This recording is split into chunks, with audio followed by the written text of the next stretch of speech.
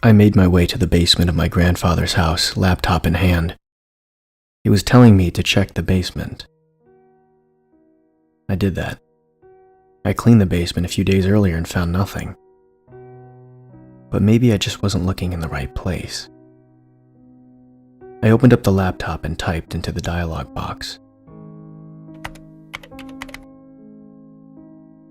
I waited for a response from this laptop ghost entity or whatever this thing was.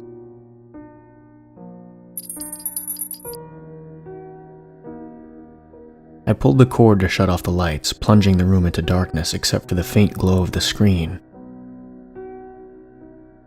I scanned the room as my eyes adjusted to the darkness. I caught sight of a glow coming from the far right corner of the basement, under some shelves. Right where the wall should have met the floor, a dim light was emanating. A doorway. A hidden doorway. I turned the lights back on and moved the cabinets out of the way. It was almost impossible to tell whether or not there was a doorway there. I traced my eyes around the area looking for something, anything indicating a way to open it. I noticed a blank faceplate screwed into the adjacent wall, as if there should have been a light switch or something there, but wasn't. It just now struck me as odd. I ran my fingers over it. An odd place to consider putting a light switch, let alone a random blank faceplate for one. But a keypad. I hunted around for a screwdriver and carefully unscrewed the faceplate. Lifting it off the wall confirmed my suspicions. A keypad. But what was the code? I went back over to the laptop.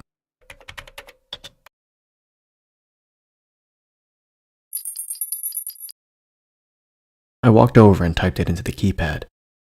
I heard an audible hiss as the hidden door slowly began to open, revealing a dimly lit room, outfitted like an experimentation chamber or lab. I cautiously brought the laptop into the room. More text began appearing on the screen.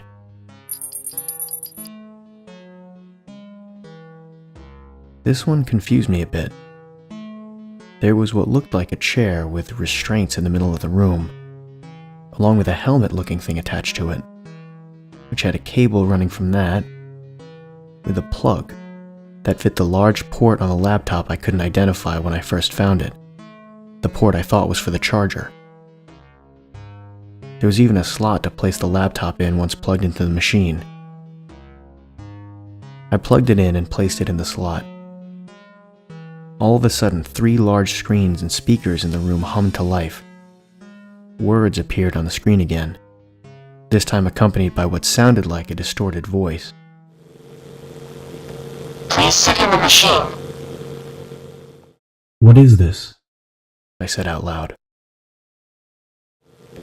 With this machine I can transfer to you the knowledge your grandfather possessed about all of his projects. Using this information you can finish his life's work. I was a little hesitant, but my grandfather was a brilliant scientist, and a chance to possess the knowledge he had about all of his scientific projects and research was too much to pass up. There were probably dozens of projects, experiments, and data that only he knew about. And if it wasn't transferred to me, it would die with him. I couldn't let that happen. I sat in the chair and put the helmet thing on my head.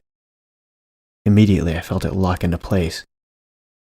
The restraints on the arms and legs clinked closed and cinched around my limbs. I felt a sharp prick on the back of my head that turned into unbearable pain as I heard the machine roar to life.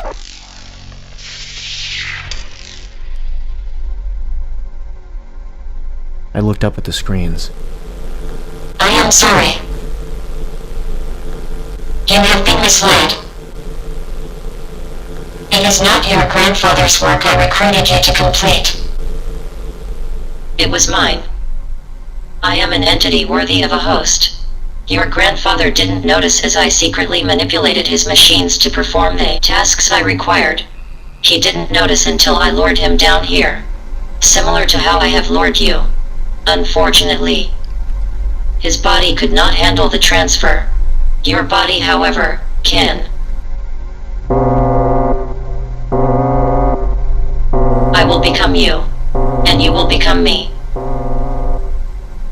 felt the pain in my head grow to a wild crescendo as the lights flickered with the roar of the machines.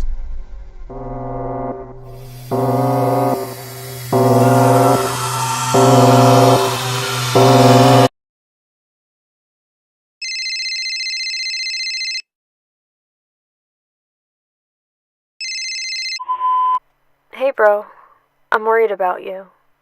Mom and Dad are too. You missed the funeral. Everyone was looking for you.